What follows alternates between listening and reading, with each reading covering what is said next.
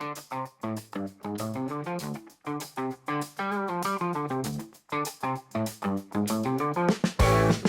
to the Let's Get Cozy Book Club podcast. This week we're discussing The Lost Apothecary by Sarah Penner. So grab a blanket, a warm beverage, and cozy up. Yay! Woohoo! Woo! So Lyd, what's been going on? I'm falling for fall. Although it's been a little warm. We went apple picking last weekend, which was super fun. We went to like this cute little farm in Illinois. Chicago? Yeah, in like the suburbs, like west. It took like over an hour to get there. We went with some friends, and like it was huge. Like the operation was massive, and they had like a pumpkin patch and like a wildflower garden, and I guess they do like sunflowers in the summertime. And yeah, so it was really fun, and we got a bunch of apples. So I've been eating a ton of apples. I need to probably make a dessert of sorts, but haven't done that yet. Nice. Yeah. And what is this Barktoberfest? That sounded kind of hilarious. Yes, we went to a doggy birthday party yesterday. Loki's boyfriend, Tux, is turned 2. Yeah, so it was a birthday party / Barktoberfest, and we had dogs, and the dogs had cake and some beers, and it was fun. Yeah, on like our little rooftop. Fun. Was there any dogs in costumes? They all wore like little bandanas. Tux's Cute. mom got everyone like little like Oktoberfest Is there a picture bandana. of this? This is adorable. Yeah, she's gonna send me some photos. I try to take Okay. photos. It's so hard to take photos of multiple dogs I'm at sure. a time. They don't stay still. But yeah, it was very fun. So Cute. yeah. Mm-hmm. Cute. And you've also been doing some open houses. How's that going? Yeah, we've gone to a few open houses. We're looking to buy, hopefully, in the next like few months, which has been fun. Yeah. I think like we just want to get a sense of like what's on the market and like the price range we're looking at. And so yeah, it's been fun. Although yesterday was like we went to this townhouse, and this like there were a ton of people there because it's kind of was like lower priced, a little lower than like some in the area. And this like guy was like, "Oh, do you guys like really like this place?" And like trying to get like all competitive with us like about it. So it's pretty brutal out there. Oh, if you're looking to buy. Interesting. Yeah. Oh. Kind of made me want it more, honestly. So it worked. I was like, well, no, but like I think he wanted it. I was like, sir, like I'm a competitive person. Like if we're gonna like play this game, like Well, you don't want that. Let's you go. You don't want to be buying it at the most possible. I know. But yeah, it was interesting, but it was fun. I mean, that's probably what the buyer wanted, was a price war. I know. Yeah, we're not gonna go for it. Although I am still kind of thinking about it today. But yeah, I told Kyle no more open houses until we're like actually ready, because I like don't want to get my heart broken. You know what I mean? Yeah, that's fair. Mm-hmm. Yeah, it's hard. So how are you? What have you been up to? I went to, so yesterday in Kenosha, one of the bookstores, Blue House Books, hosted a literary fair, which was actually really fun. There was like a bunch of different authors of like they're local-ish, so they're from like, most of them are from Chicago, or like the suburbs of Chicago, fun. and that sort of thing, or some are from Wisconsin. And yeah, so there was like different panels for like mystery, romance, and fantasy. So I kind of hung out, listened to the panels, and it was super awkward. Why was it awkward? I was awkward because I went up to some of the authors, and so I can give a little context. So one of the authors, she wrote the book's called The Ascent, and it's about a woman who was in a cult, and she was like the only survivor, or like everyone else disappeared, and she had to like integrate into life like as a young child. And I asked the author, have you ever... So it's a cult book, so I asked her, have you ever been in a cult? And it's like, when I came home, I was like reflecting. I'm like, did I really ask her that? And she was what like, did no. She say? She said no. No, she has not. She's a former... What if she had? I know. Well, I think that would have been part of like the marketing of the book had she been in a cult. Right. So, and that was not. And she was a former lawyer, so classic. it was also kind of interesting. She does a lot of like psychological thrillers, and Big Law is basically like a cult, so I mean, a lot of things are kind of like a cult, but not in, I guess, the traditional like commune sense. So I can't believe you asked me that. That's hilarious. Okay, well, that's super fun though. Did you get any books? I did. I got like 3 books signed, and then I got a new book, which I'm pretty excited about. It's called Twice Removed by Z. Larkson, and it's about like a Filipino like family. No, well, yeah, well, they are Filipino, but like there's a Filipino monster that she explores in it, and like that in like the real world, so it's like magical realism, and I was kind of excited about it. Yeah, that'll be fun for Halloween time. Yeah, exactly. Cool. Well, that sounds great. So you owe us an update. Last episode, we talked about your list of books that you've had since 2016, and I need to know if you tallied them up. I did, and I wanted you to guess the number. How many do you think I've read? Okay, so it's been literally since January 2016. January 2016. So it's like almost 10 years. You probably, I don't know. Is it over 1,000? No. That would be crazy. 500.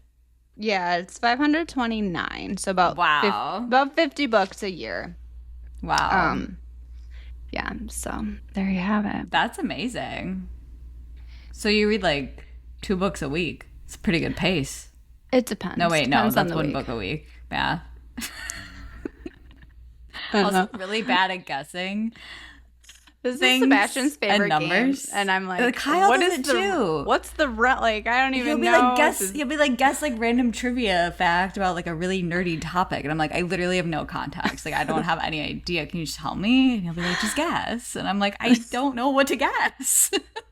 Same with like numbers and like amounts. Yes, he'll be like, guess like random number, and I'm like, I don't know, and then I'll guess like way over, way under, and it'll be like underwhelming. He's like, no, and I'm like, well, I guessed, and it was clearly the wrong guess. So Okay.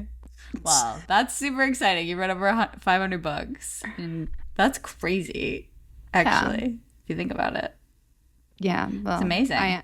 I'm a bit of a book nerd, so that's how it goes. Now you just need to publish your own. Yeah. Getting there. Mm-hmm. We did have some listener feedback. One was from, which one do we want to do? Okay, so Mom said our episode 7 was our best episode yet. So if you haven't listened to it, you should definitely listen to it. And that's so exciting because guess who's our special guest today? Wait, you don't spoil it. Oh. This was, all right, let's spoil. Well, today's a spoiler day, so spoiling our special guest I'm too excited. I want to spoil it. Okay. Well, yes. Do we want to explain or not yet? Yeah, we should. I already Okay. Okay. It's a little distracting anyways.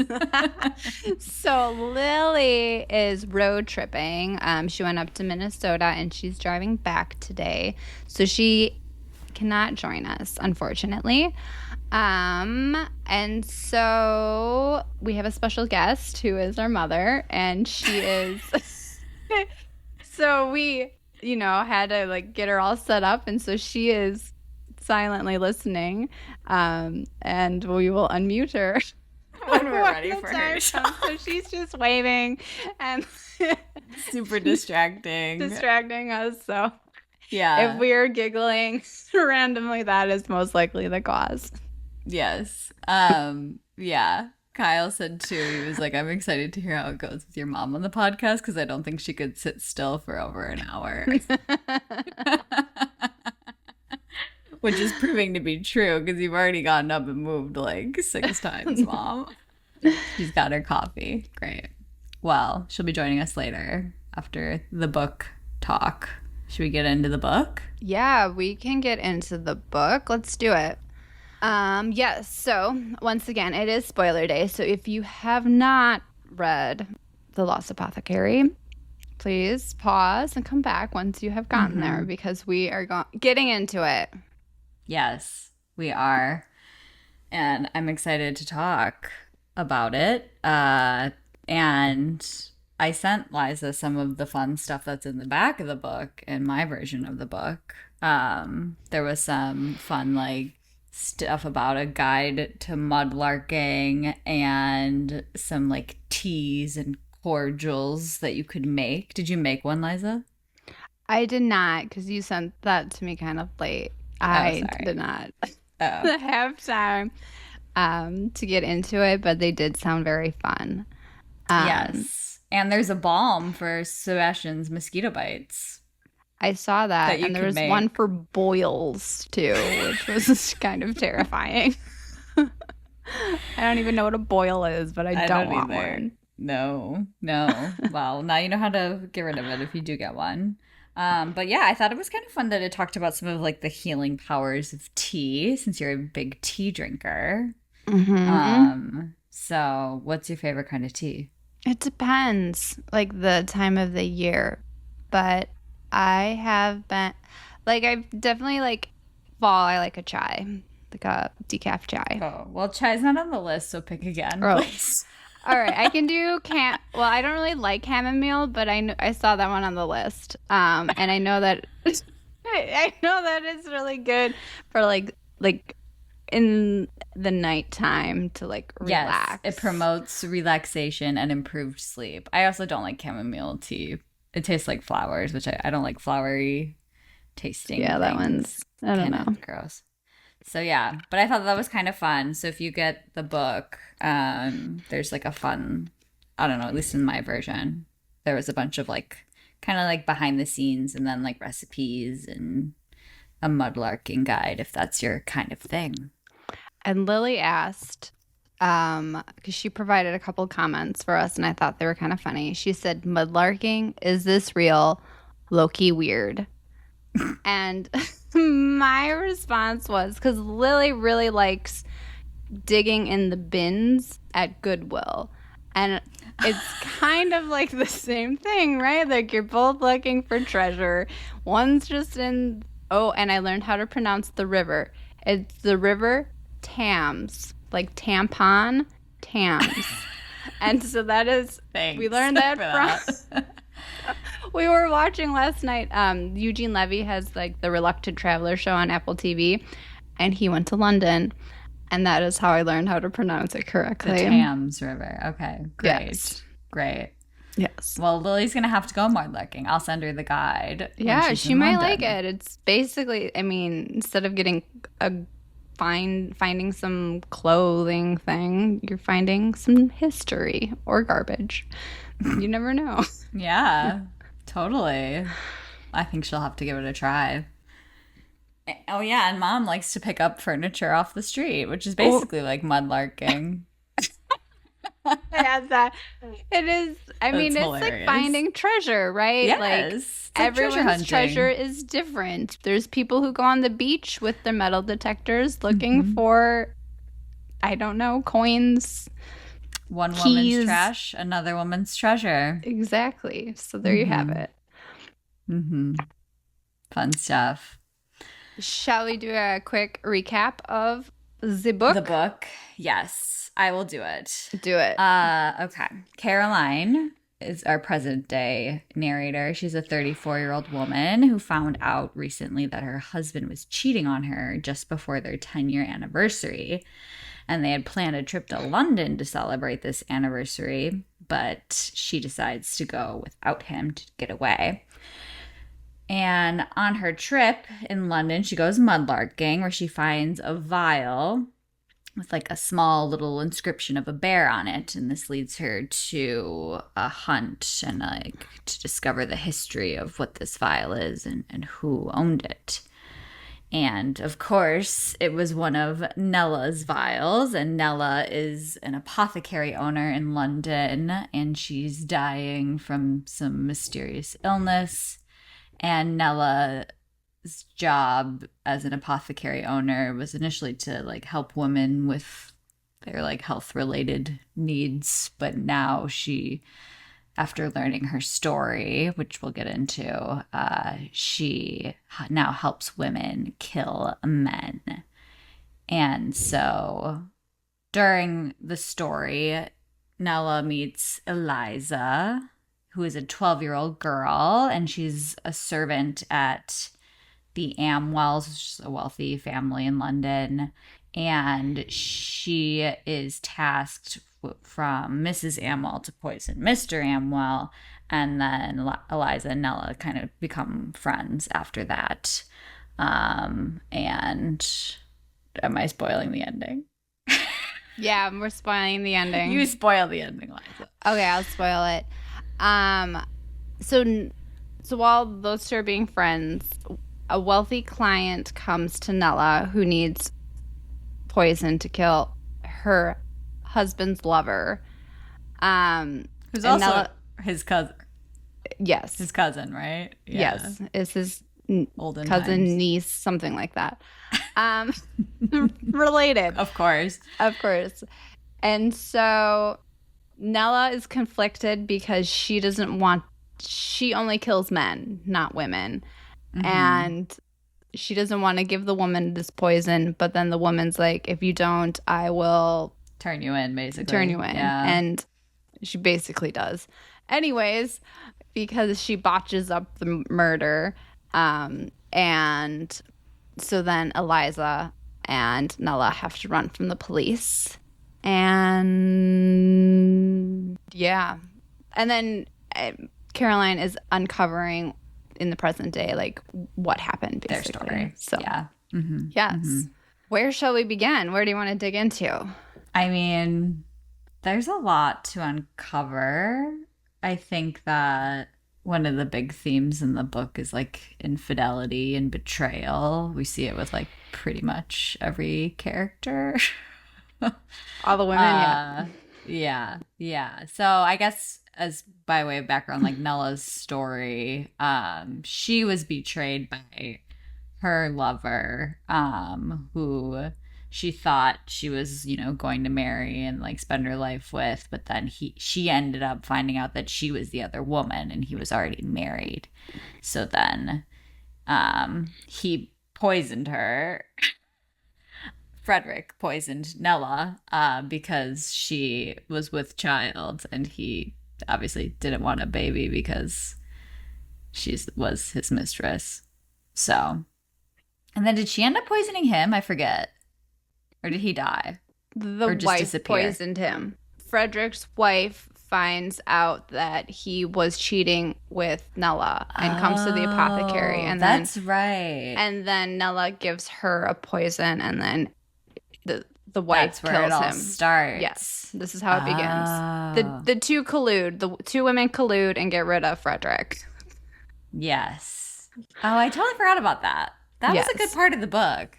Yes. Yeah. So what do you think of Nella? Like, did you like her? Did you understand her more after learning her story and like her heartbreak and losing a child and everything like that?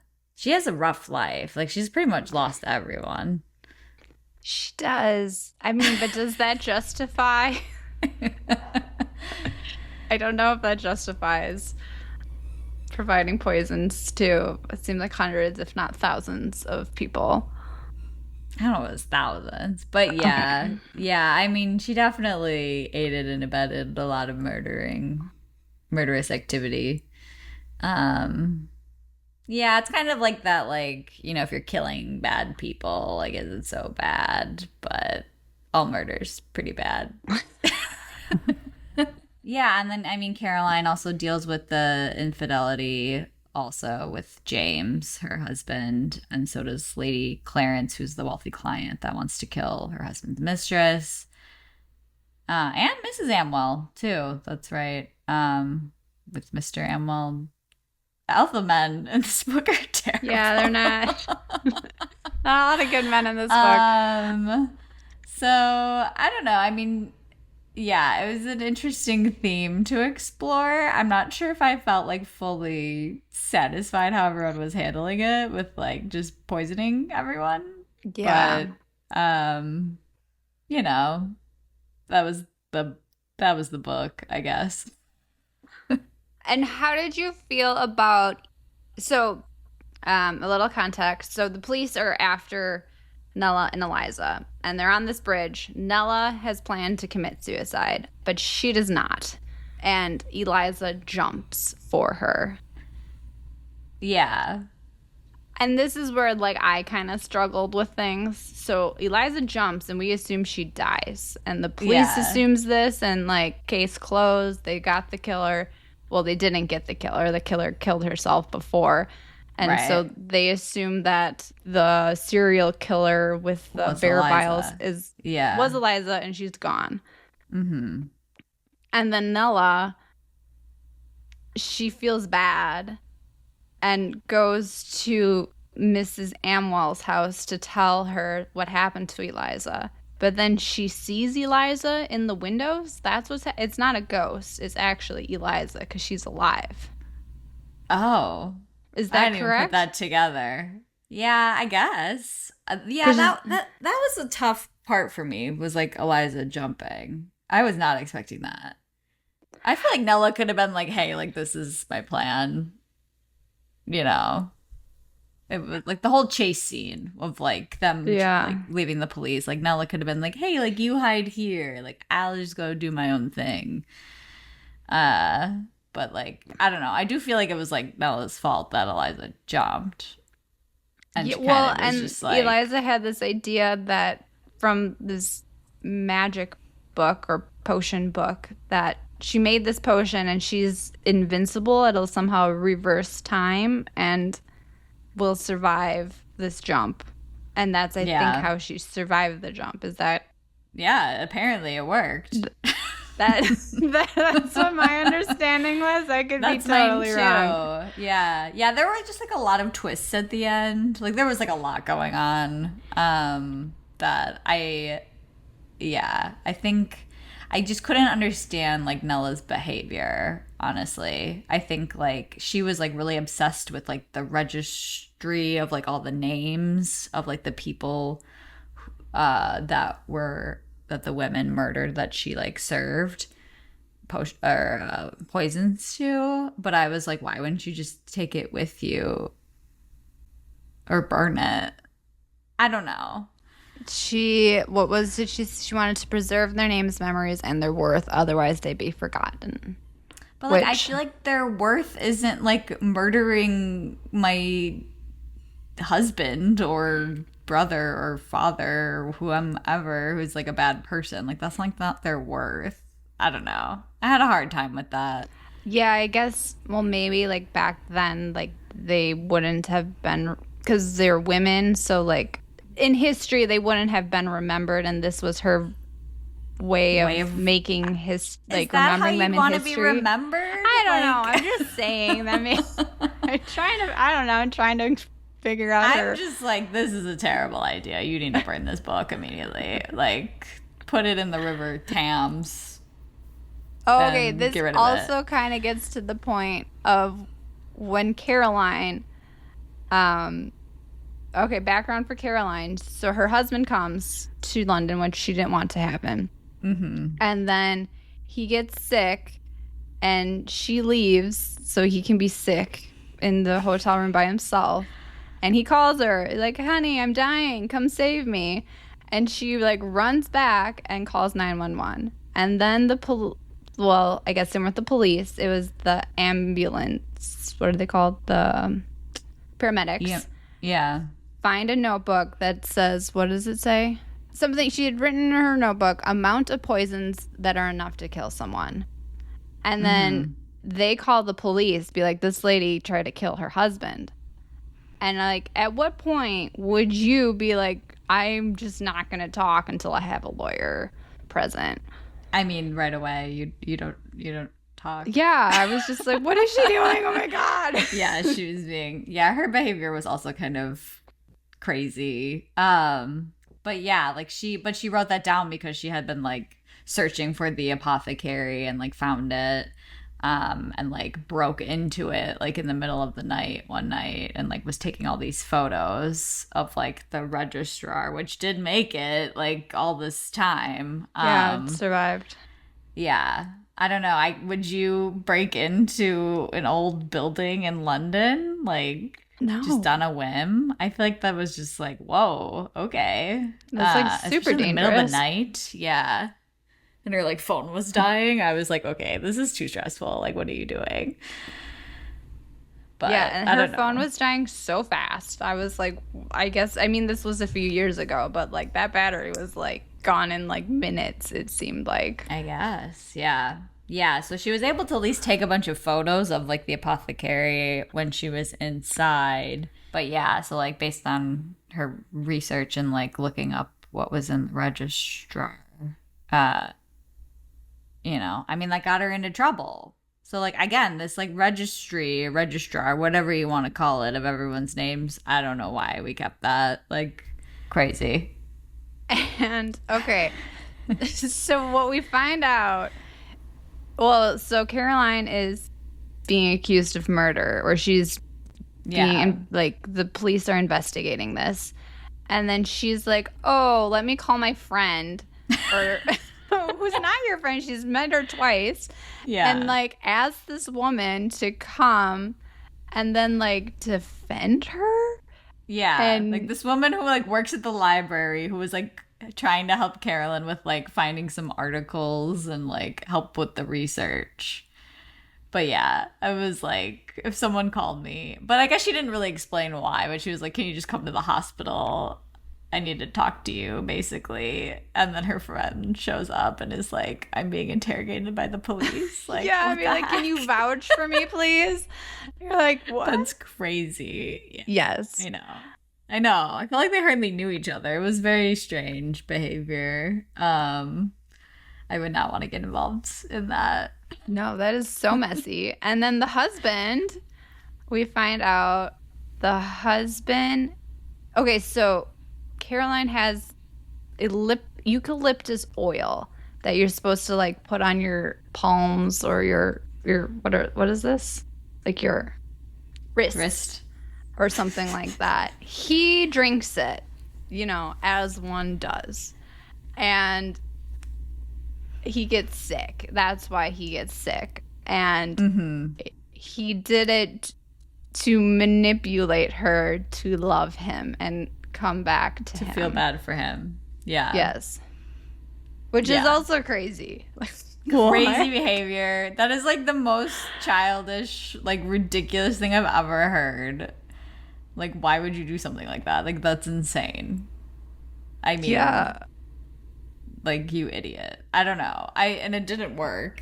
Like, it was just truly like a child would do something like that. I was just like, that was the plan to win your wife back. Like, yes. No. Going to the hospital. I guess he like wanted her to be like, oh, I might lose him, like, if he dies. Then would be like, you're crazy. No way would I want to go back to you. I would be like, great, go ahead. I'll take that life insurance policy. He's apparently wealthy, so yeah. I mean, I don't know, that whole situation, like, they were messed up, the two of them. I don't know why they were married for so long. Like, what were you doing? You hated each other, clearly. Do you think she walked away too easily? And what are your thoughts on her prioritizing herself and applying to grad school in Cambridge? After the poison incident, I was like, this man is psycho. You cannot be with him. Like, you cannot. Absolutely not. Like, you cannot have a child with this person. Like, they will drink poison to manipulate you. Like, that's insane. Yeah. Yeah. I was just like, wow. Like, after cheating on you and then drinking poison to try to manipulate you. Like, what? Psycho. No. Absolutely not. Yeah. Yeah. I feel like, I mean, and I think, like, also spoiler alert, but she, like, finds out she's not pregnant. I mean, like, that would have made it a little, like, different, maybe. Like, if she was pregnant and, like, would have to, like, co-parent or co-parent with him, like, that would be, like, a little more complicated. But, like, it ended up that she wasn't pregnant, so it's like, oh, yeah, you need to get out of this. Yeah. Yeah. Side note, when my husband and I were traveling in Japan, he did not poison himself, but we did have to.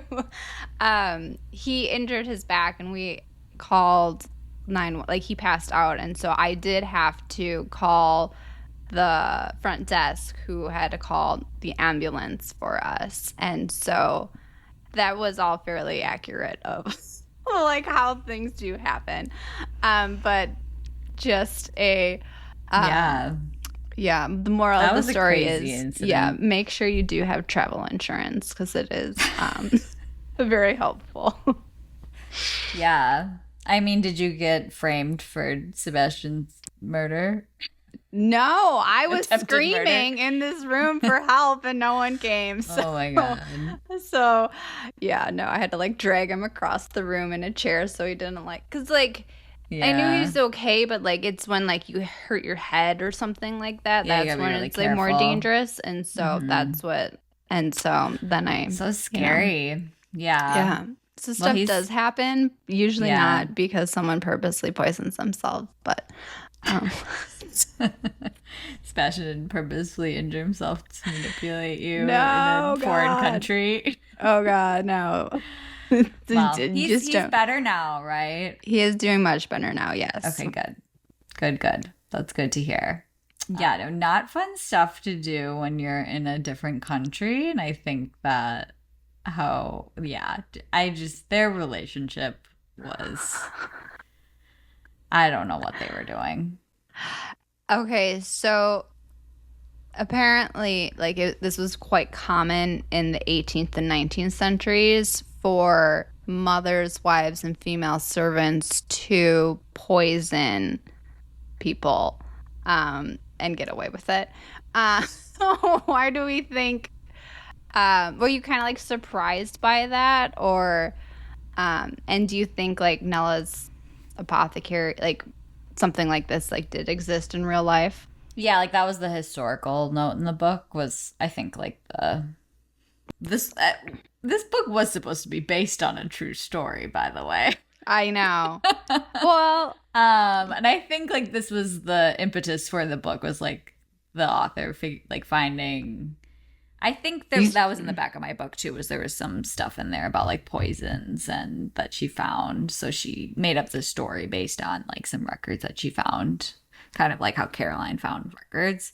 I mean, probably like, you know, they didn't have access to other murderous weapons, and then apparently, if this book has any historical accuracy, the men were all terrible, so they needed to figure out a way to murder him somehow.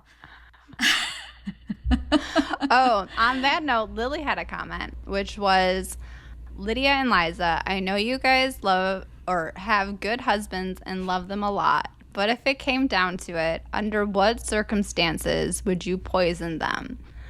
What would be the plan of attack? When, where, and how? And if you're not poisoning them, what is a different man-murdering strategy you would use? A man-murdering strategy. Lily, this is an insane question. I don't think you can ask us this. And she said, Lydia, you're a lawyer, so you could get away with it. And my comment was, I read the book The Ascent by Alison Bucola, and I don't want to spoil it, but the husband was a lawyer, and just because you're a lawyer does not mean you can get away with murder. Let's just say that. It does not. It does not mean you can get away with murder. Also, like, why would I reveal my secrets to publicly on a podcast? That's numero uno. Correct. You have the right to remain silent. I'm exercising that right. And not going to tell you anything. But I will say Kyle would be super easy to poison because he's like lactose intolerant. He can't digest normal food most of the time anyways, so I feel like it'd be really easy to poison. And so he knows that he'll never do anything that would get me there. I'm gonna give you some cheese. Exactly. Slip a little cheese on his pizza. He just dies of dehydration because he's shitting his brains out. Yeah, pretty much. So, Jesus, that's like the worst way to go, too. Yeah. Okay, moving on. Let's talk about who we haven't talked about Eliza, really. Is there that much to talk about? Does she redeem herself at the end? I think that's like the main question. What do you mean by that, I guess? She like made these mistakes. Like, so she was helping Nella, and she gave to Lady Clarence, who was Nella's client, a jar that had her address on it. Nella's address on it. And then then what happened? So Lady Clarence has her maid poison her husband. Her maid gets scared and takes a clay or some kind of imprint of the jar, and gives that to the police when people get suspicious of the husband dying mysteriously very quickly. Mm-hmm. And that leads the police to Nella's house, and Eliza feels guilty that she did this. Right. And does her jumping off the bridge to save Nella just like make up for the mistake that she made? She's like a 12-year-old girl, like, who thought her period was like because she was haunted by the ghost of Mr. Amwell. Yeah, I don't think she made any mistakes here. Why was Nella having her help? Like, yeah, with murder? No, I don't think she needed to redeem herself. I felt so bad for her the whole time. Like, Mom is flashing words at us. I can't see. I can't read it, unfortunately. She's a 12-year-old girl. She had nothing to redeem. I felt so bad that she jumped off that bridge. I was like, Nella, this was all Nella's fault, honestly. And I think that, like, had Nella just been honest and been like, yo, like, I'm gonna get out of here. They're coming for us. You go that way. I go this way. I'll have them follow me instead. Like, if she was gonna jump anyways, like, have her lead them after her. Like, I don't know. Like, this was just... There was nothing for Eliza to redeem. Like, she made it, like, a simple mistake, but, like, it was Nella's fault. Especially because Nella was dying. Like, she, like, died the day after. The next day. I know. From, like, whatever illness she had. Yeah. No. Like, she was a 12-year-old girl. Like, come on. Yeah. I felt really bad for her, honestly. But it sounds like she ended up okay. Yes, she ended up married to Tom Pepper and had 2 kids. But Tom Pepper then died of a mysterious illness, which was like, did she murder him? So I didn't catch that. I think I read the ending too. Well, it sounded like Tom Pepper had the same illness as Nella, whatever that. And so, I mean, maybe, I don't know what was a common illness that they had back then. or did Eliza murder her husband? I guess I don't know. Maybe he did something bad. Maybe.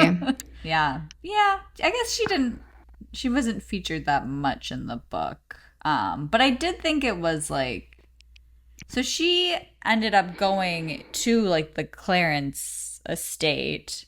Eliza did? After like Lady Clarence mistakenly poisoned her husband and not the mistress.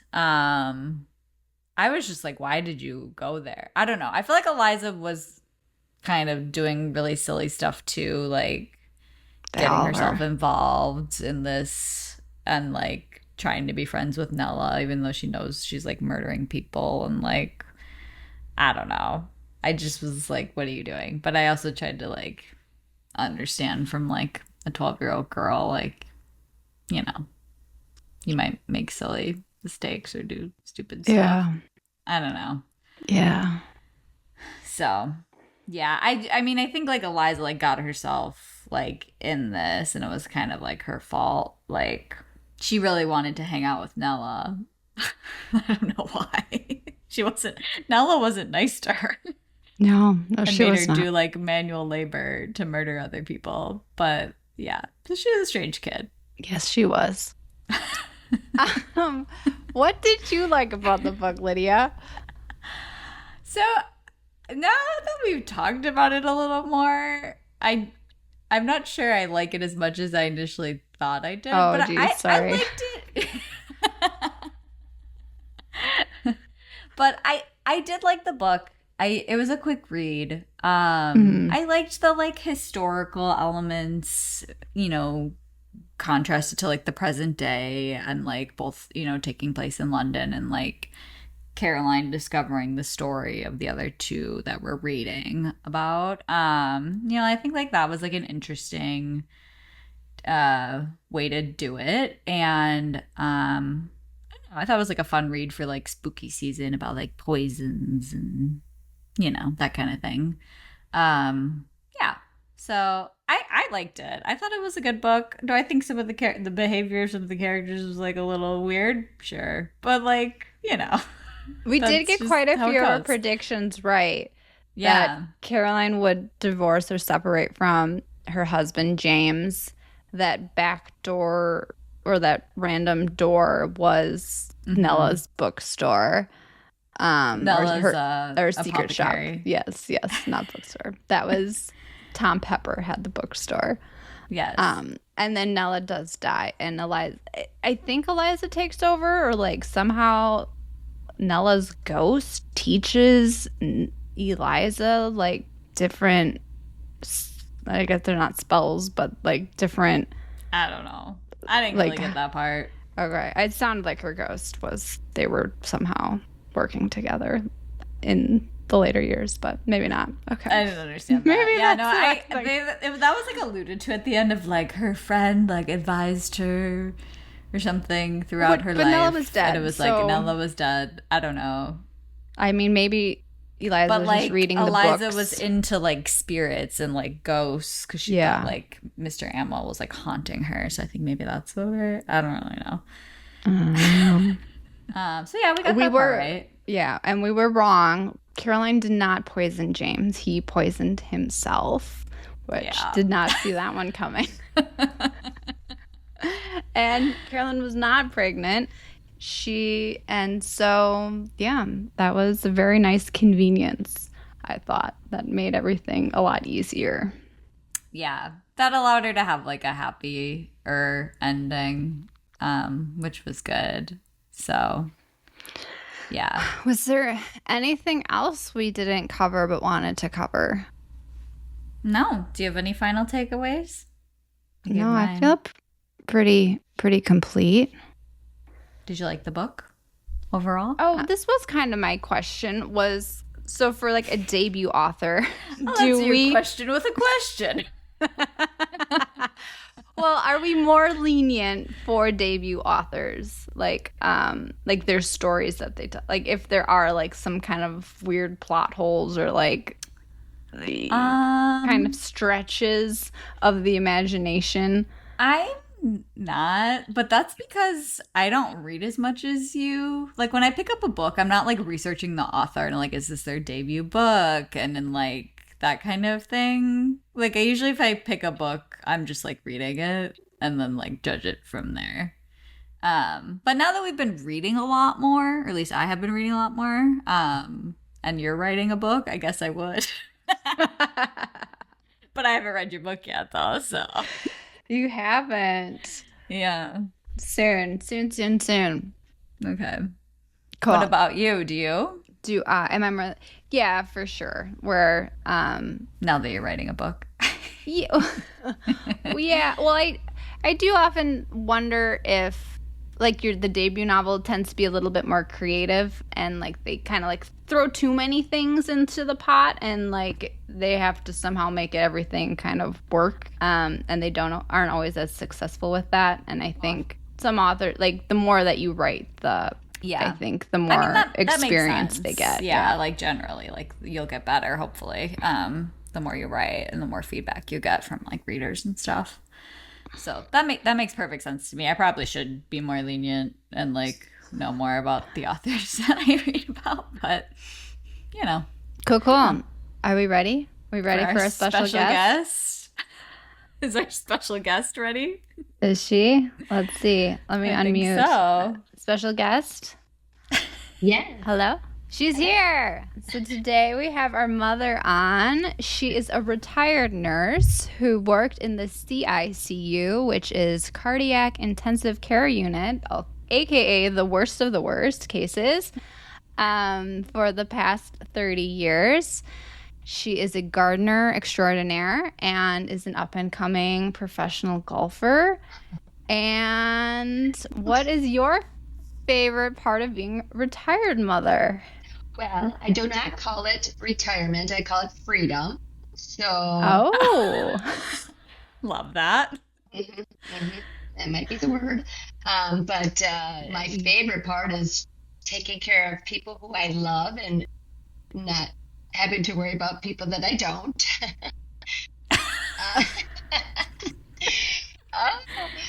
I'm just pretty new to it yet, I guess. But so I've liked every part of it. Just everything. Just being. That's great. Yeah. That's it. That's awesome. That's enough. Yeah. That is enough. Cool. Enjoying. Are you enjoying fall? Are you falling for fall? Yeah, I love fall, but not as much as I like summer, because fall, we know what's coming after fall. Well, too bad, because we are pitching fall books to you today. Yeah. Oh boy, I do I haven't had a pumpkin latte yet, spice latte, but I will get into it soon. It's getting it's still very warm out, so yeah, I still have my garden going. Well, good. I hope our book picks for you will get you into the fall spirit. How about that? Yeah. Awesome. All right. Do you want to pitch first, Liz, or you want me to? You go first. Okay.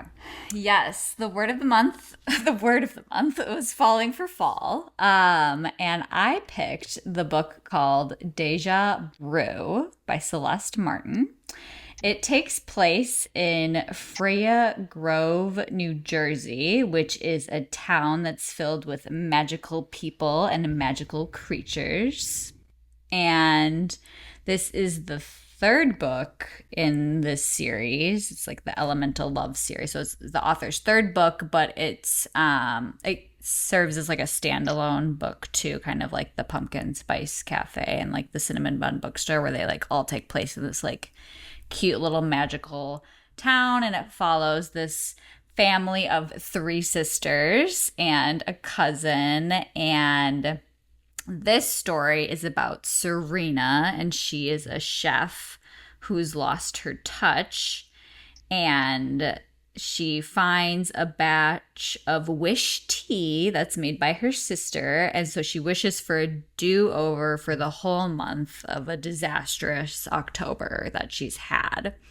So she drinks this tea, and she finds out that she gets to redo the month of October.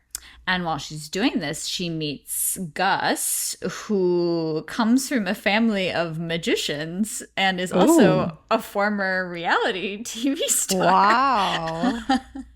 And they start to fall in love. So Gus Did you just tries give to the help entire her. book away, though? I don't know. Maybe. But yeah, so it's part love story / they have to solve whatever's wrong with Serena's Or magic. So there's witchy vibes and harvest fests and a love story as sweet as a pumpkin spice latte. Oh. Next. So that's my book. Okay. Well, okay. So when I picked my book, I was planning on Lily being the one who was deciding between the two. So we're gonna see. I don't know if this is a mom book. Okay. So this one's called The Executioners 3 by Susan Dennard, and it's a quirky, cozy horror romance. So it's got it all. I don't know what a cozy horror is, and so I'm kind of intrigued by that. It has 90s vibes, so it's set in 1999, which I thought would be kind of fun. Lily would love that. Yeah, well, and like, we grew up in the 90s, and like discussing that versus like, talking that with Lily. Although we don't know if she's going to be here. So, and so. Oh my. Yeah. Am I going to get to be the special guest? No, you can pick on the special guest from now on, once Lily's gone. But we'll see. Keep going. Sorry. We haven't figured that out yet. But yes. And so the author wrote this book like over the course of 7 years, like each fall, like she would spend a couple weeks, in the fall vibes writing the book. And so she was trying to capture the essence of fall. And the author claims you'll come away from it feeling like you got hugged by a pumpkin spice latte. So I guess the summary of it is, so this high school girl is in the woods and she gets spooked and calls the cops. It ends up being like the rival high school was having a party and they all got arrested. And so she feels bad about that. But they find a dead body in the woods. The police thinks it was suicide. She doesn't, and she's trying to figure out what happened. Ooh. So that's that book. Wow. So I get to pick? You get to pick which one sounds more interesting or cozy or whatever you want. A cozy horror romance kind of like seems very interesting because I have no idea what that would mean. So I do have Lydia's book, but I think I'll go with Liza's. Is that okay, Lydia? You going with Liza's book? Yeah. What's it called, Right. It's called The Executioners 3 or TE3. I have no idea what that means. It's kind of a very strange title. Nice. It sounds cool. I'm excited. I am excited too. I for sure thought Lydia was going to win. I'm kind of excited. Well, I think Lily would have maybe picked my book, but I do too. Mom doesn't like romance books like that. Mom does not. And this is my book is what Lily asked for. I will say that. Mine is. It's set in fall. I'm pretty sure it's going to be very fall-y. So. Okay. I'm hoping we'll find out. Lydia's not here. Or Lily's not here. So. All right, Alrighty. Mom. What is the new word for us?